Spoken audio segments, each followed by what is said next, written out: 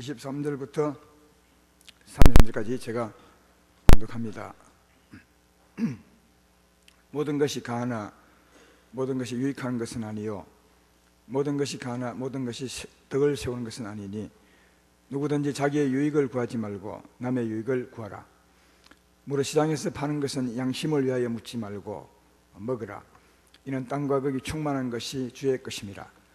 불신자 중 누가 너희를 청할 때에 너희가 가고자 하거든 내 앞에 차려놓은 것은 무엇이든지 양심을 위하여 묻지 말고 먹으라. 누가 너에게 이것이 재물이라 말하거든 알게 한 자와 그 양심을 위하여 먹지 말라. 내가 말한 양심은 너의 것이 아니요 남의 것이니 어찌하여 내 자유가 남의 양심으로 말미암아 판단을 받으리요. 만일 내가 감사함으로 참여하면 어찌하여 내가 감사하는 것에 대하여 비방을 받으리요. 그런즉 너희가 먹든지 마시든지 무엇을 하든지 다 하나님의 영광을 위하여 하라. 유대인에게나 헬라인에게나 하나님의 교회나 거치는 자가 되지 말고 나와 같이 모든 일에 모든 사람을 기쁘게 하여 자신의 유익을 구하지 아니하고 많은 사람의 유익을 구하여 그들로 구원을 받게 하라. 아멘. 우리 연합찬양대가 인도를 아주 은혜롭게 잘 해 주었습니다. 하나님이 기뻐 받으셨으리라 생각하고 우리 찬양단들의 실력이 옛날보다 훨씬 좋아졌습니다. 중고등부 찬양단도 좋아졌고요. 또 우리 장년 찬양단도 좋아졌고 연합창년대가 또 힘을 발휘하고 있습니다. 수고한 우리 연합청년단 찬양단 감사하고요. 오늘 우리 강소영 자매님이 천번을 불러도 찬송을 부르며 등단했는데 이 찬송은 줄이라는 가수가 불렀거든요. 줄이라는 가수는 지금 한 33살쯤 되는 걸 알고 있는데 그분 들으면 뭐 하겠지만 내가 듣기로는 우리 강소영 청년이 못지 않은 것 같아요. 근데 이리 실력이 좋고 또 하나님을 찬양하는 사람이 우리 가운데 있는데 그 보석 같은 진가를 잘 알아보지 못할 때가 참 많은 것 같습니다. 우리 어린 자녀들 성도 한 사람 한 사람이 자기 재능을 발휘하면 얼마나 대단한가 하는 것을 볼 수 있는 그런 모습이었습니다. 찬양단과 우리 강소영 청년에게 감사함을 드리면서 오늘 전할 말씀은 하나님의 영광을 위하여 곧 구원을 위하여 이런 제목으로 말씀을 증거하겠습니다. 말할 때 하나님의 영광을 위해서 이런 말을 많이 하죠. 우리 교단 헌법책에도 우리 인생을 지으신 이유는 하나님의 영광을 위해서 이런 말씀이 있습니다. 성경을 인용해서 이렇게 교단 헌법에 담아 놓은 것입니다. 하나님의 영광을 위해서 사는 것이 참으로 중요한데 영광을 위해 사는 것이 무엇인지 잘 모릅니다. 그런 말은 많이 쓰지만 그래 말에 맞게 사는 사람이 그렇게 많지 않다는 것을 보게 됩니다. 오늘 하나님의 영광을 위하여 사는 것이 어떤 것인지를 잘 한번 깨달아 보고 우리에게 주신 가장 큰 소명, 목적이죠. 영광을 위해서 살아가는 우리가 되면 좋겠습니다. 먼저 말씀 서두를 시작하는 것은 우리 예수 믿는 사람들은 자유인입니다. 자유자라는 말 많이 들어보셨죠? 영적으로 먼저 자유하고요, 포로된 데서 자유가 되고 또 눌린 데서 우리는 자유한 자라고. 이 포로된 것은 사망이, 어둠이, 귀신들이 우리를 포로 잡죠. 하나님을 떠나 산 우리 인생들을 자기 소유로 포로로 잡습니다. 거기서 예수 믿을 때 자유함을 얻게 되고 또 죄에 눌려 살아갈 때가 많은데 거기서도 성령의 능력으로 자유함을 얻습니다. 그런 의미에서 우리는 자유자라고 하고 또 다른 의미로는 예수 믿는 우리들은 어떤 규례에도 얽매이지 않습니다. 어떤 규례를 안 지켜도 죄인 되는 것은 아니라는 말이죠. 구약에는 그런 규례가 많이 있었지만 예수님의 십자가를 믿고 난 이후부터는 어떤 규례도 우리를 구속할 수 없습니다. 다시 말해 어떤 규례를 하나 못 지켰다 해서 죄인 되는 것이 절대로 아니에요. 그러니까 여러분이 어떤 일을 하다가도 뭐 하나 잘못했다고 나 죄인이야 그렇게 하면 안 됩니다. 예수님이 모든 규례와 규칙을 아예 십자가로 패버렸었어요. 그래서 어떤 규례도 우리를 억압하거나 우리의 자유를 구속하지 못합니다. 그러나 딱 한 가지는 우리를 구속합니다. 딱 한 가지, 이것만 우리를 구속하는데 이게 뭐냐 하면 하나님의 뜻을 따라 사는 겁니다. 더 정확히 말하면 성령의 뜻을 따라 사는 것이고요. 더 정확히 말하면 성령의 음성을 듣고 사는 것, 이것이 우리가 따라야 될 유일한 법칙입니다. 이 법은 꼭 따라야 되는 겁니다. 하나님의 뜻을 따라, 더 가까이는 성령의 뜻을 따라, 더 가까이는 성령의 음성을 듣고 사는, 여러분 안에 성령이 계시잖아요. 믿으면 아멘 합시다. 그 성령의 뜻을 따라 사는 것, 그냥 두리뭉실하게 하는 뜻이 아니에요. 우리 교회는 이걸 참 많이 가르치고 하는데 두리뭉실하게 하는 뜻이 아니고요. 그리 살다 보면 다 어떻게 사느냐, 자기 속견대로 살면서 나는 하나님 뜻대로 산다 이렇게 하는 사람이 참 많은데, 아니고 성령의 뜻을 따라 사는 겁니다. 지금은 모르면 앞으로 이해해야 됩니다. 성령의 음성을 듣고 사는 겁니다. 그게 우리가 유일하게 따라야 될 우리 삶의 법칙입니다. 이 외에는 우리를 건드는 것이 하나도 없습니다. 자유자라는 거죠. 자유자다. 그리고 성령의 뜻을 따라 사는 그것도 사실 우리가 억압하는 것이 아닙니다. 구속이라는 말을 내가 썼는데, 구속, 억압, 어렵게 하는 것, 그런 뜻으로 이해하면 안 되고요. 하나님의 뜻을 따라 사는 자가 오히려 자유합니다. 기쁘고 평안하게 되죠. 그래서 구속 같지만 참 자유한 길, 하나님의 뜻을 따라 사는 것, 성령의 뜻을 따라 사는 그 유일한 길임을 우리 알아야 됩니다. 잠언서 3장 16절로 17절에 이런 말씀이 있습니다. 그의 오른손에는 장수가 있고 그의 왼손에는 부귀가 있나니 그 길은 즐거운 길이요 그 길은 다 평강이니라. 여기 그의 오른손은 하나님 말씀의 오른손의 뜻입니다. 지혜죠. 그러니까 지혜는 하나님 말씀이니까 하나님 말씀 따라 살 때 장수가 있고, 하나님 말씀 따라 살 때 부귀가 있고, 하나님을 따라 사는 길이 즐거운 길이요 그 길은 우리의 다 평강을 얻는 길이라, 그렇게 말합니다. 그러니까 하나님을 따라 사는 유일한 길이 있는데, 우리를 구속하는 길인데, 그 길은 구속하는 길이 아니라 사실은 자유하고 평안하고 즐거운 길이다 하는 것을 알 수가 있습니다. 다른 어떤 규례도 우리를 억압하지 않습니다. 다만 이 하나님의 뜻을 따라 사는 이 길이 우리가 유일하게 갈 길인즉 그 길을 따라가는 우리 모두가 되어야 될 줄로 믿습니다. 오늘 본문 첫 절을 보면 모든 것이 가나, 모든 것이 유익한 것이 아니요 모든 것이 가나, 이 모든 것이 가다고 말하죠. 제가 말한 그겁니다. 어떤 규례도 우리가 하지 못할 게 없습니다. 다 할 수 있습니다. 안 할 수도 있고요. 자유가 우리에게 있는 겁니다. 어떤 법도 하나님의 아들을 얽어매지 못합니다. 하나 조금 잘못 지켰다고 죄인 되는 건 절대 아닙니다. 이 복음을 잘 아셔야 참 자유롭게 살 수 있습니다. 모든 것이 가다는 거예요. 여기 모든 것은 모든 세상의 규례를 말하는 겁니다. 모든 것을 우리가 할 수 있거나 할 수 없어요. 우리 자유가 있는 거라는 말이에요. 이것은 이제 앞의 말씀들을 정리하는 말씀으로도 이해할 수 있는데요. 앞에 어떤 말씀 우리 쭉 들었습니까? 앞에 보면 결혼할 수도 있고 결혼 안 할 수도 있고요. 그렇죠. 꼭 결혼해야 되는 것이 아닙니다. 그런 법이 어디 있어요? 또 결혼하지 말아야 됩니다. 그런 법도 없어요. 살다가 하나님 보시기에 유익하지 못하면 헤어질 수도 있어요. 그러니까 이런 데 우리 자유가 있다는 거죠. 결혼할 수도 있고 결혼 안 할 수도 있고, 이걸 이용하면 안 되겠지만 이용할 수 없는 게 우리가 따라야 될 법 뭐냐? 하나님의 뜻.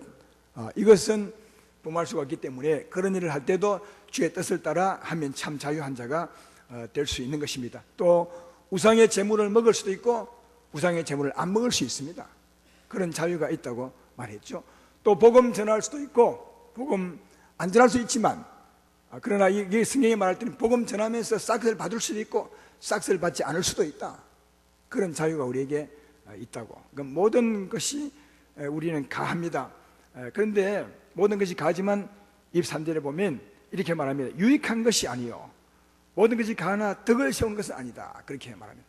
모든 것을 할 수 있지만 그것 한다고 죄가 되는 것은 아니지만, 우리 그런 자유가 있지만 그러나 그런다고 다 유익한 것이 아니라 다 덕을 세우는 것이 아니다 그 말이죠. 그래서 이 말 속에는 모든 것을 할 수 있지만 덕을 위해서 하고, 하지 않아도 덕을 위해서 하지 말고 유익을 위해서 해야 된다는 말을 포함하고 있습니다. 어떤 유익이냐? 24절에 나와 있죠. 누구든지 자기의 유익을 구하지 말고 남의 유익을 구하라. 그러니까 어떤 일도 가한데 꼭 하나 기억해야 될 것이 뭐냐 하면 24절에 자기 유익을 구하지 말고 이웃의 유익을 위해서 해야 된다는 거예요. 어떤 일도 자기 유익을 구하지 않고 이웃의 유익을 구해야 해야 된다는 말은 큰 의미가 있어요. 우리 하나님의 사람들에게. 우리 하나님의 사람 아닙니까? 하나님의 사람은 하나님의 생명을 받은 자거든요. 그렇죠? 영생을 얻었습니다. 하나님의 생명을 받은 겁니다. 이 하나님의 생명의 성질이 뭐냐면 사랑이요. 우리는 하나님의 사랑의 생명을 받은 거죠. 이 사랑의 그 내용 중에 어떤 내용이 있냐면 고린도전서 13장 5절에 보면 나오죠. 여러 가지 능력이 있지만 무례히 행하지 아니하며, 그 다음 말을 보면 자기의 유익을 구하지 않고 있어요. 그러면 누구 유익을 구한 것입니까? 이웃의 유익을 구하는 거예요. 이게 사랑의 성질입니다. 그러니까 하나님을 따라 사는 것이 우리 유일한 길이라면, 그건 꼭 따라야 될 우리의 법이라면, 하나님의 사랑은 내 유익을 구치 않고 뭐예요? 이웃의 유익을 구하는 겁니다. 이게 하나님의 뜻을 따라 사는 겁니다. 모든 것을 할 수 있지만, 그러나 다 유익한 것은 아니고 다 덕을 세우는 것은 아닌데, 그럼 어떻게 살아야 되느냐? 이웃의 유익을 위해서 살아야 된다. 그게 하나님의 사랑을 따라 사는 거다, 그렇게 말합니다. 하나님의 사람이들이라면 그래야 돼요. 그러니까 이런 삶을 살기가 참 쉽지 않아요. 정말 목사님들 모인 데 가서 의논해봐도 다 의논하면 이리 하면 우리 손해 아니야, 그러면 이거 할 필요가 뭐 있어, 다 그럽니다. 한번 의논할 때 이런 마음으로 한번 가서 얘기해 보라고요. 다 보면 전부 자기 유익을 생각합니다. 이래 하면 우리 손해 아니냐, 손해보고 뭐 하려고 해, 그런 말로 했다면 왜 목사 돼야 돼? 우리 하나님의 사랑을 받은 사람이고 하나님의 사랑을 전하는 사람인데, 하나님의 사랑이 뭐냐 하면 이웃의 유익을 위해서 사는, 내 유익을 구하는 것이 아니라 이웃의 유익을 구해서 사는 게 하나님의 사람들의 삶의 본분이라니까요. 그러니까 어디서 무엇을 하든지 나로 말미암아 저 사람이 유익할 수 있을까, 일을 하면 저 사람을 살 수 있을까, 이런 차원으로 생각하는 게 하나님의 생명에 맞게 사는 거라는 거예요. 우리가 힘들지만, 왜 힘드냐 하면 우리는 죄인 출신이거든요. 죄인은 이 하나님의 사랑의 반대 출신이라고요. 욕심이 하나님 사랑의 반대편이죠. 사랑의 반대가 뭐? 욕심이요. 하나님은 사랑이라면 이 하나님 반대편은 욕심을 가지고 있어요. 마귀의 힘은 욕심이거든요. 이 욕심 가운데 살다가 하나님을 믿게 된 거라, 우리 모두가. 이 욕심 따라 있을 때는 늘 자기 유익이죠. 항상 애들 학교 보낼 때도 절대로 맞고 오지 마라, 손해볼 일 절대로 하지 말라, 공부하려고 넘주나 네 하려고 하는 것이 아니냐, 하여튼 말마다 모든 것이 다 자기 유익을 위해서 살거든요. 이게 세상 사람들이요, 마귀의 자녀들의 삶이라고요. 이렇게 살다가 하나님 자녀로 됐으니까 그렇게 살아둔 삶에 이게 습관이 딱 붙어가지고 하나님의 사람이 된 지 오래된데도 의논해보면 우리 유익이 아니면 안 한다는 거예요. 그걸 왜 하냐고 그래요. 그러면 예수님 왜 믿은지 모르겠다는 거예요. 그러니까 이런 말들을 우리가 굉장히 좀 충격으로 받아야 우리 삶이 변화가 되는 겁니다. 누구 무슨 일을 하든지 이 일로 말미암아, 우리 교회로 말미암아 이웃 교회가 좋아진다면, 우리 당회로 말미암아 성도들이 좋아진다면 이걸 보셔야 되는데, 항상 의논할 때도 이걸 결정하면 내가 돈을 많이 내야 되는 거 아니야, 이것 하면 또 건축금 내야 되는 거 아니야, 늘 자기 위로 생각하는 거예요. 여러분, 거기서 구원하려고 예수 믿는 겁니다. 그런 생각과 그런 삶을 사는 우리들을 하나님이 구원하사 이웃을 위해 살도록 하기 위해서 구원을 한 거라고요. 근데 구원받은 지 수십 년이 되고 난 후에도 늘 생각은 변하지 않고 늘 내 중심, 우리 교회 중심 말이에요. 내 중심, 내 가정 중심, 그렇게 사는 거예요. 그건 죄인들의 삶이라고요. 그런 삶을 살면 우리들을 구원했으니까 이제는 그렇게 살면 안 된다는 거예요. 모든 것이 감이다, 우리는 자유자죠. 누가 우리를 억압하겠어요? 하나님의 아들인데. 하나님의 아들의 삶을 누가 간섭하겠어요? 없어요. 그러나 하나님은 말해요. 뭐라고요? 네가 다 유익한 것이 아니고 다 덕을 세운 것이 아니라 이웃의 유익을 위해서 하라. 왜? 그게 하나님의 사랑이라는 거예요. 하나님의 사랑이 우리 생명이라면 반드시 이웃의 유익을 생각해야 된다. 그래야 그 교회가 아름다운 교회고, 그 단체가 아름다운 교회고, 그 사람이 아름다운 사람이 되는 겁니다. 하나님의 생명에 따라 살아가는 삶, 이것을 놓치면 나중에 주님 앞에 갈 때 크게 후회합니다. 이 땅에 살 때부터 이 삶을 지키려고 애써야 합니다. 그리 안 되면 정말 기도하고 자기 몸을 복종시켜서라도 그렇게 살려고 애를 써야 된다는 거예요. 우리가 다 그렇게 살 수 있습니까? 못 살죠. 못 살기 때문에 예배를 보는 겁니다. 못 살기 때문에 기도회를 하는 겁니다. 못 살기 때문에 주님을 붙들고 열심히 사는 겁니다. 예. 그래야 우리 삶이 희망이 있는 겁니다. 언제까지 내 유익을 위해서 살겠다고 하시겠습니까? 우리는 이웃의 유익을 위한 생명을 받았는데, 그리고 그 밑에 보면 그 이웃의 유익을 위해 사는 것이 어떤 것임을 예를 들어 설명한 것이 25절부터 30절까지 있죠. 한번 읽어볼게요. 내용을 파악해 보십시오. 우리 시장에서 파는 것은 양심을 위하여 묻지 말고 먹으라. 이는 땅과 거기 충만한 것이 주의 것입니다. 불신자 중 누가 너희를 청할 때 너희가 가고자 하거든 너희 앞에 차려놓은 것은 무엇이든지 양심을 위하여 묻지 말고 먹으라. 누가 너에게 이것이 재물이라 말하거든 알게 한 자와 그 양심을 위해 먹지 말라. 내가 말한 양심은 너희의 것이 아니요 남의 것이니 어찌하여 내 자유가 남의 양심으로 말미암아 판단을 받으리요. 만일 내가 감사함으로 참여하면 어찌하여 내가 감사하는 것에 대하여 비방을 받으리요. 두 가지를 설명하죠. 시장에 가서 음식을 먹을 때 그냥 먹지 말고 사 먹으라는 거예요. 시장에 가서 이런 말을 왜 하냐면 우리나라 시장이야, 지금 시장이야 재물이 안 나옵니다. 제사 지내고 난 음식이 안 나온다고요. 다 신선한 것이고 새 것이죠. 근데 옛날 이 당시에는 시장에 파는 물건이 거의 다 제사를 지내고 나온 물건이 많다고요. 예. 그래서 이제 사 먹을 때 이 어떤 음식입니까? 하고 물으면 제사 음식이요. 그래 물으면 아무래도 좀 마음이 좀 찝찝하잖아요. 그래서 먹지 말고, 그럼 묻지 말고. 왜? 전부 하나님이 주신 음식이니까. 하나님이 창조자요, 하나님이 유일하신 하나님이신즉 그가 준 음식이니까 그냥 먹으면 되는 거다. 그래서 네 양심을 위해서 묻지 말고 그냥 사 먹으라. 하나님이 주신 것이다. 이렇게 이제 말하고요. 근데 혹시 안 믿는 집안에 초청을 받아 간 거예요. 불신자 집안에.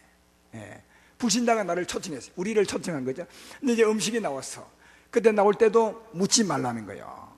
이거 혹시 제사 지낸 음식 아닙니까? 그렇게 묻지 말고 그냥 먹으라. 왜? 하나님이 주신 것이다. 음식은 다 하나님 주신 것이다. 먹으면 좋다는 거죠. 음식으로. 근데 그 중에 혹시 따라간 사람이나 아니면 옆에 있는 예수 믿는 잘 못 믿지만 예수 믿는 사람이 있어. 그 사람이 뭐라 하냐면 이거 제사 음식입니다. 그렇게 하거들랑 그 소리 듣거들랑 먹지 말라는 거예요. 왜 먹지 말라 하냐? 나를 위해서가 아니라 그 사람을 위해서 먹지 말라는 거예요. 왜? 그 사람을 위해서 먹으면 어떻게 돼? 그런 말을 듣고도 내가 먹으면 이 사람이 우상의 제물은 먹으면 안 된다는 걸 알고 있는데 내가 먹거든요. 목사님이 먹거든. 자기보다 믿음이 좋은 사람이 자기도 따라 먹는 거야. 안 먹어야 된다는 걸 알면서도 자기는. 지난 시간에 우리 배웠죠. 그 우상을 대하는 태도가 두 가지 있는데 한 사람은 우상은 아무것도 아니야. 바위나 돌뿐이야. 그러므로 그렇게 생각한 사람은 음식을 먹어도 제사밥 먹어도 아무 이상이 없어요. 그냥 음식일 뿐이요.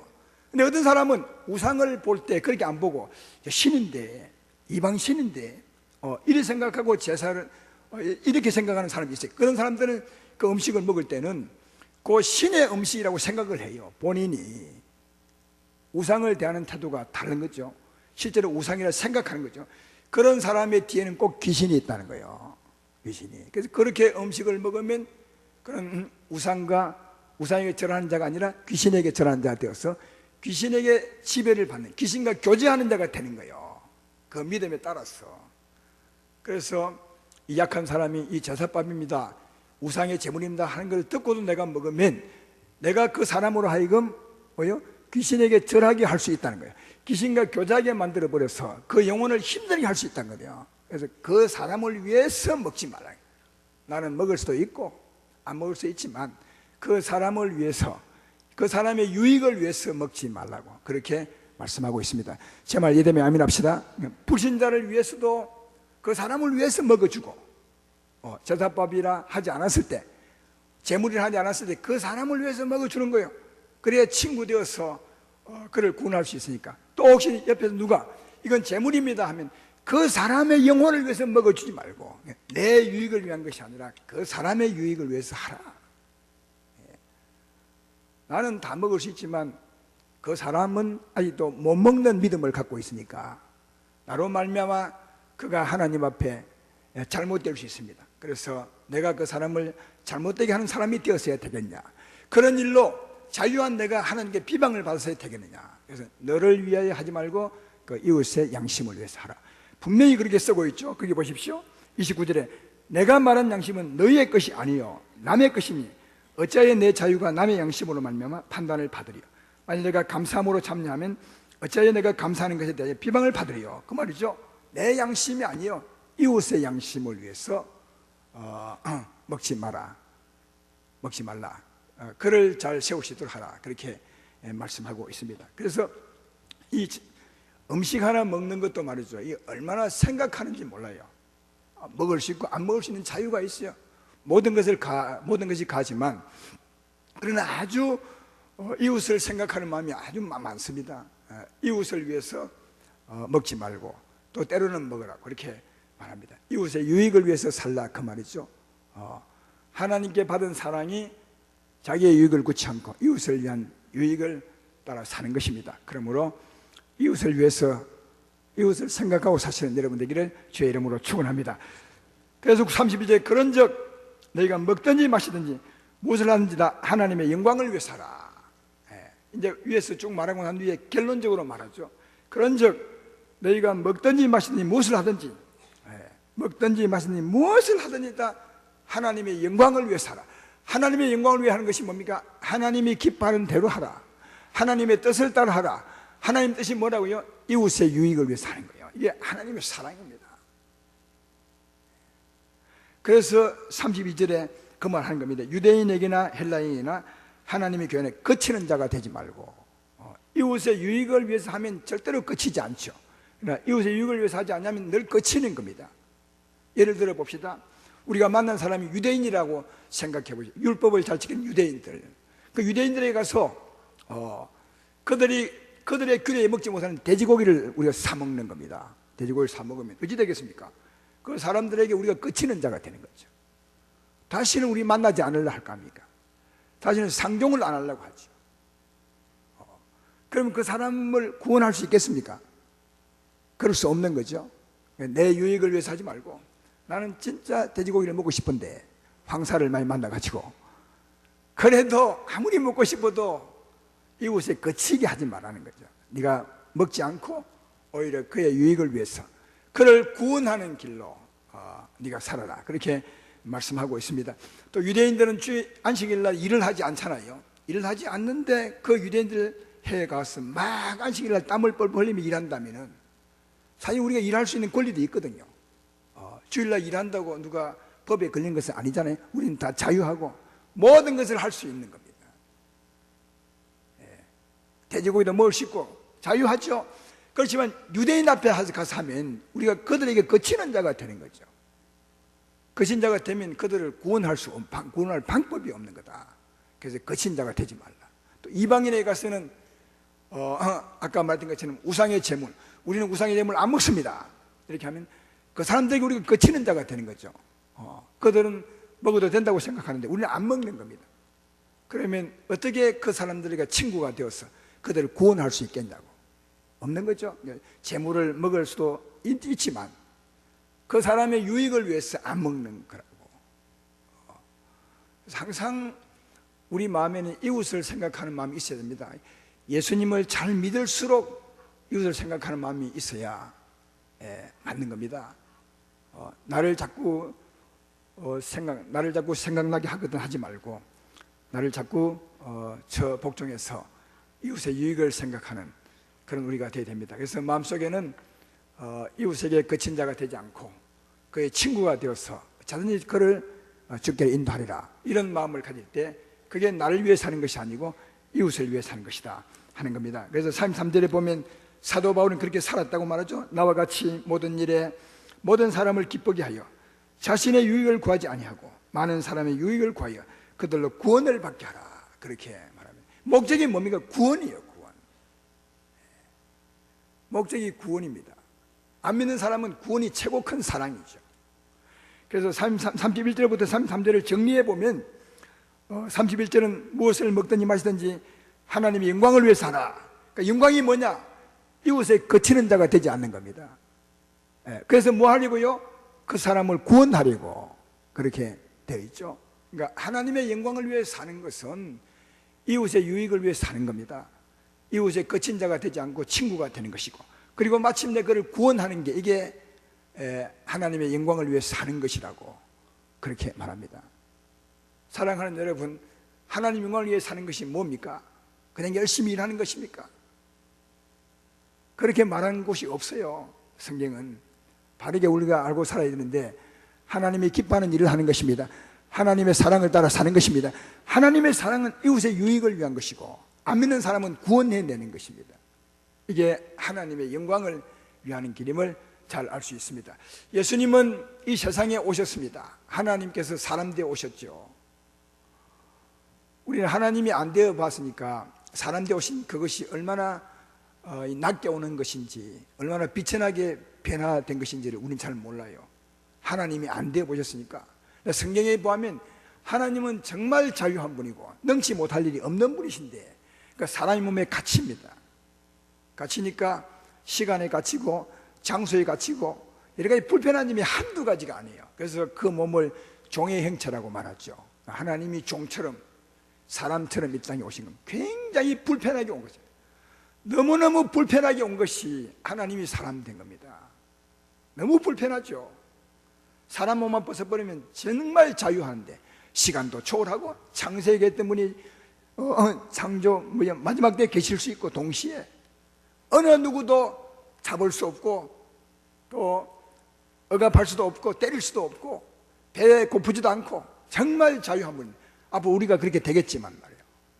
그분이 사람 되어 오셨다는 것은 굉장한 불편함 속에 갇혀버린 거예요. 감옥보다 더 불편한 거죠. 이렇게 사람 되어 오신 겁니다. 왜 그렇게 불편한 몸을 입고 오신 것입니까? 자기 유익, 우리의 유익이요? 순전히 우리 유익을 위해요. 순전히 여러분과 나를 위해 오신 거예요. 자기 유익은 하나도 없어요. 이웃의 유익이죠. 그 이웃의 유익이 하나님의 생명의 성질입니다. 그러니까 그분은 그렇게 사시는 분이에요. 하나님의 생명 자체가 그런 능력을 갖고 있기 때문에, 이 화분은 이런 꽃을 피우잖아요. 왜? 이 생명을 가지고 있기 때문에 이런 꽃을 피우는 겁니다. 사과나무는 사과 열매를 맺죠. 왜? 사과 생명을 가졌기 때문이죠. 예수님이 이웃을 위해 온 것은 그 생명 자체가 이웃을 위한 사랑이기 때문에 이웃을 위해 이 세상에 오는 겁니다. 우리는 그 생명을 받으셨거든요.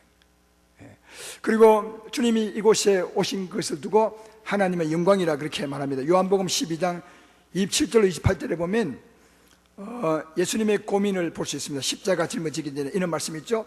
지금 내 마음이 괴로우니 무슨 말을 하리요? 아버지여, 나를 구원하여 이때를 면하게 하여 주옵소서. 그러나 내가 이를 위하여 이때에 왔나이다. 아버지여, 아버지 이름을 영광스럽게 하옵소서 하시니, 이에 하늘에서 소리가 나시르되 내가 이미 영광스럽게 하였고 또다시 영광스럽게 하리라. 내가 이미 영광스럽게 하였고 또다시 영광스럽게 하리라. 십자가 짊어지기에 주님이 참 괴로우셨어요. 왜? 몸을 입었으니까 그 고통을 이미 헤아릴 수 있거든요. 너무 고통길을 같이 하니까 몸을 입은 주님으로서 고민하지 않을 수가 없죠. 그래서 오늘 말씀 읽었던 요 앞에 보면 너무 괴로운 나머지 주의 이때를 면하게 해주면 안 됩니까? 그러나 내 뜻대로 마옵시고 주님 뜻대로 하십시오. 그런 기도를 해요. 사람인지라 너무 힘든 것을 알기 때문에 그런 기도를 하는 거죠. 그러나 결론적으로는 내 뜻대로 마옵시고 주의 뜻대로 하십시오. 그러면서 이 기도한 겁니다. 아버지 이름을 영광스럽게 하십시오 했더니 하늘에서 큰 소리가 났어요. 우레 같은 소리가. 그래서 그 뒤에 보면 어떤 사람들은 우레가 울었다고 말하고 어떤 사람은 천사가 말했다 이렇게 말하기도 해요. 그러니까 다른 사람들은 그 말의 뜻을 못 들었던 거죠. 예수님은 정확히 들었는데. 그래서 사람들에게 예수님이 설명하는 겁니다. 우레가 울었다고 천사가 말했다고 하는 그 사람들에게 설명하기 이렇게 말해요. 요한복음 12장 30절로 32절에 나오죠. 예수께서 대답해 이르시되 이 소리가 난 것은 나를 위한 것이 아니요 너희를 위한 것이니 이제 이 세상에 대한 심판이 이르렀으니 이 세상의 임금이 쫓겨나리라. 내가 땅에서 들리면 모든 사람을 내게로 이끌겠노라. 그 소리는 너희를 위한 소리라는 거예요. 나를 위한 것이 아니라. 어떤 소리였느냐? 예수님이 십자가 죽으면 우리 인생을 구원한다는 그 하나님의 음성이었어요. 근데 주님의 말씀 속에는 이미 영광스럽게 했고 이미 주님이 오셔서 지금까지 산 것도 이웃을 위해서, 하나님의 영광을 위해서 살았다는 거예요. 우리를 구원하기 위해서. 앞으로도 주님이 십자가 짊어지니 그것도 주님이 짊어지심으로 하나님께 영광을 돌릴 것이라, 그렇게 말하고 있는 겁니다. 여기도 보십시오. 하나님이 영광을 받으십시오. 하나님도 내가 이미 받았고 또 받으리라 한데, 그 영광이 뭡니까? 우리를 구원하는 것이거든요. 예수님이 자기를 버려서 이웃인 우리를 구원하는 것이 하나님의 사랑을 따라 사는 것이고, 하나님께 순종하는 것이고, 그 생명의 성질이 그런 것이고, 그리고 그리함으로 우리를 구원하는 것이 하나님의 영광이다, 그렇게 말합니다. 이게 하나님의 영광입니다. 하나님의 영광을 위해 살라는 말은 하나님이 기뻐하는 뜻대로 사는 겁니다. 하나님의 사랑을 따라 사는 겁니다. 그 사랑은 이웃의 유익을 위한 것입니다. 안 믿는 사람에게는 구원하는 거죠. 그게 하나님의 영광을 위해 사는 것이고, 믿는 사람은 더 유익하게 하는 거죠. 더 바르게 살게 하고 더 세우고 더 높이는 거죠. 이게 하나님의 영광을 위해 사는 것임을 꼭 기억하시고, 전에도 말했지만 너무 설교를 많이 듣고 너무 예배도 자주 보고 하니까 타성이 붙어가지고, 나도 마찬가지겠지만 벨말을 해도 막 그냥 그대로 삽니다. 20년 30년을 들어도 전혀 듣지 않은 것처럼 삽니다. 여러분, 처음부터 들은 말씀이 뭐냐 하면 이웃을 위해 살라는 말씀을 들었습니다. 우리는 교회 올 때부터 처음부터 모르기는 하지만 이 하나님 말씀 내용이 뭐냐면, 너를 위해 살지 말고 이웃을 위해 살아라. 너를 죽이고 십자가를 짊어지고 주님을 따르라.